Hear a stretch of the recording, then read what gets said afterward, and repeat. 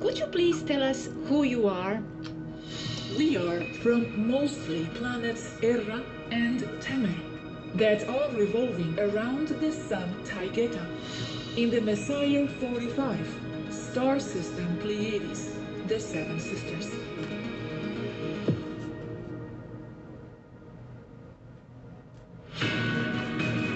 We come from the fifth density. The Kabbalah was preparing the calling of the people, and mass killing. It was related to the end times of 2012. We stopped that. So what we do is to point things out to people, so they will in turn see more until a tipping point in consciousness is achieved, and then things will start to turn towards the positive.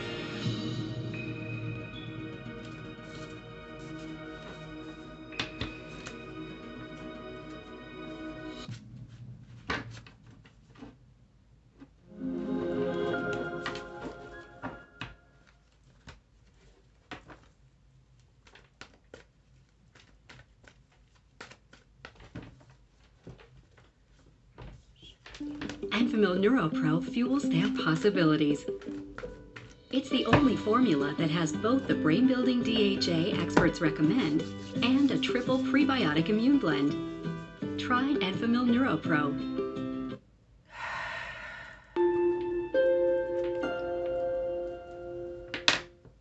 Greetings, dear ones. I'm Kryon of Magnetic Service. And it's time for a message. It's a basic, classic Kryon message. Given before in certain ways, not exactly like this. It talks about the oneness of all things. There's no puzzles here, not really. But I want to do something I love to do. I want to give you the scope of who you are and what has happened on the planet and the beauty and the evidence of God all around you. I have told you before that the creative source of all that is what you call God. Whatever name you have for the central source, God, Spirit, there's one. And this source did not simply create you. You created you. Because you are part of the source. If you have no body, and you didn't in the beginning, you were still you. We've talked about this. What a soul must look like to you. Because you're a human being, you singularize all things. You make it one. One soul, one name, one body. Imagine for a moment you had no body, but you're part of the creative source. Think of it as a soup of creation, with trillions and trillions of what you call souls lumped together in a non-linear way. Pure love. Consider for a moment you always were and always will be. In other words, there was no beginning of God. Now, a human has a difficult time with that. For everything the human sees is linear. There's a start, there's a middle, and there's a finish. But not with God. And if you are part of God, that means you had no beginning. Slowly, the multiverses were made, including your own. Slowly, the galaxy you are in was made. Slowly, the stars became cooler. The planets spun off in their ways, including the Earth. We told you that in your history, you used to have another star. It didn't go somewhere else. It's not in some strange orbit. it left, not to return. You should know this. Most life in your galaxy has binaural star systems. That really promotes life the fastest. You can see why. The sun is the life giver. In the physics of your planet, 2 of them does a better job. That's why you are well hidden. Because those who look for life look for the binary systems first, and the ones with 1 sun last. Slowly the Earth cooled and it formed. We've told you this before. You were watching.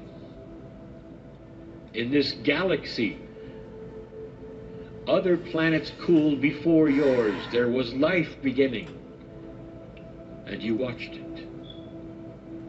The Earth had 5 starts of life, while the other planets started immediately. Millions of years before humans ever got to this planet, in the evolution of life here, there were civilizations. The Earth was late by design, and many of you watched. This is who you are.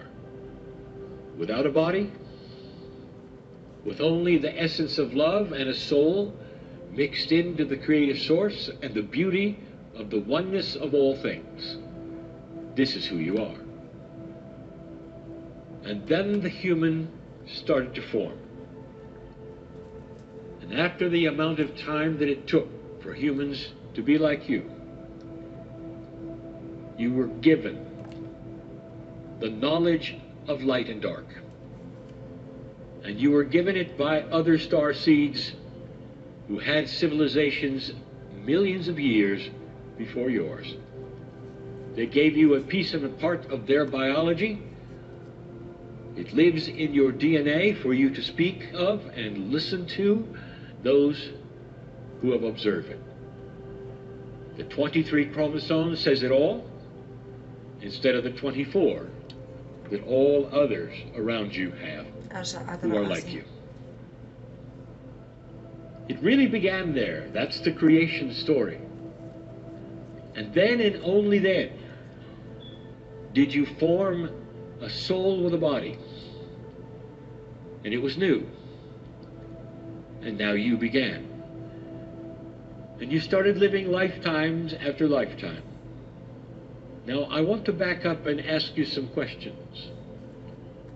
When the universe and the galaxy was still hot and hadn't cooled yet, what were the rules of God? The answer is there aren't any. There's no structure. There's no linearity. There's only the oneness of the love of the creative source, imbued upon all things in a beautiful way that goes beyond understanding of any brain anywhere.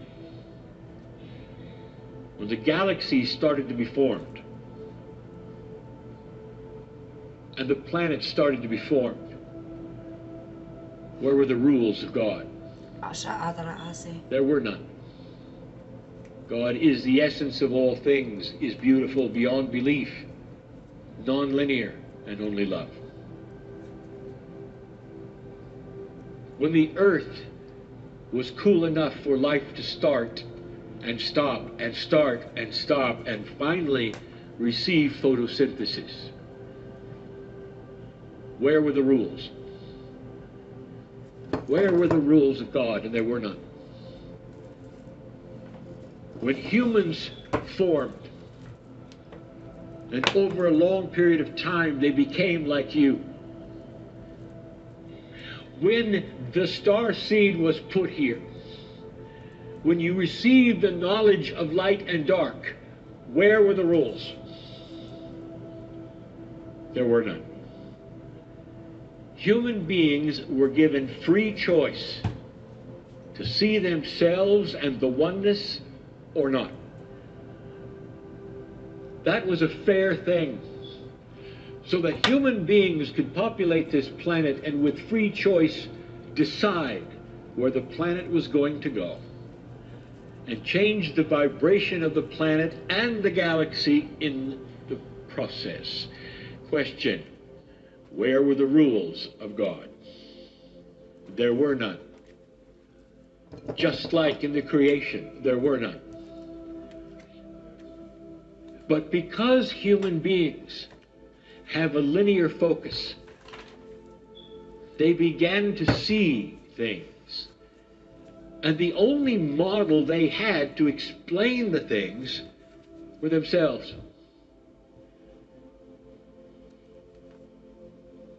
It's interesting, is it not? At the first, they saw God, but they thought it was many of them.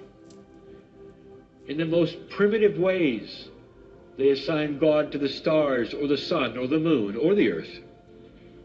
And slowly, over the evolution of spiritual things, not too long ago, the earth agreed there is only one God.